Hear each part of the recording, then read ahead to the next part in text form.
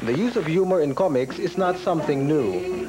Poking fun at the Filipino lifestyle was also the trademark of the country's first comic strip.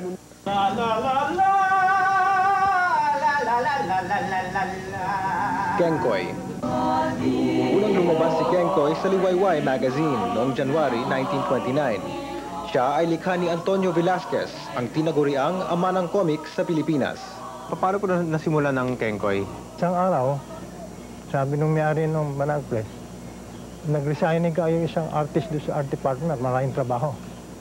Sabi ka ng kapatid mo, mahilig ka raw mag-drawing. Ikaw kung susubukin ko. Inupo ako sa art department. Kengkoy was an instant hit.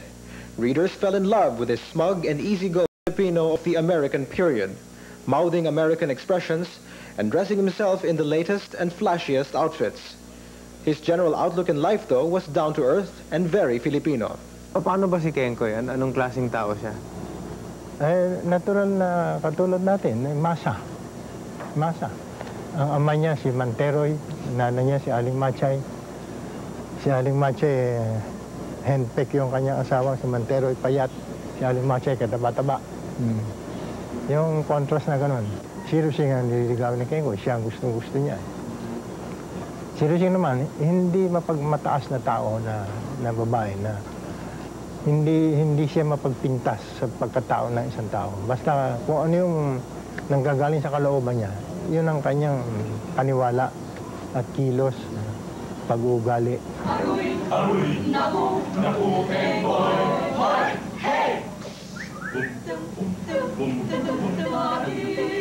Bakit po naging popular ang Kengkoy? Siguro nakuha ko ang puso ng kalooban ng isang Pilipino. Yun ang aking hinala na nakapagpopular sa Kengkoy. Kung ano yung natural na ugali ng isang Pilipino na ilalarawan ko ron. Halimbawa, panahon ng halalan. Gagawa ko ng idea tungkol sa halalan. Featuring Kengkoy. Christmas Day. Na naibibigay ko ng mga pangyayari na nakakaakit naman siguro sa ating mamamayan.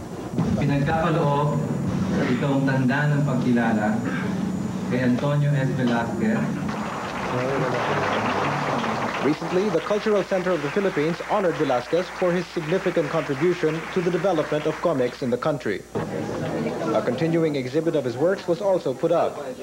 It gives a retrospective look into the significance of comic art in our society. Over the years, the comics have undergone changes. Plots have become more complex, dialogue more colloquial. There have also been significant changes in illustration styles.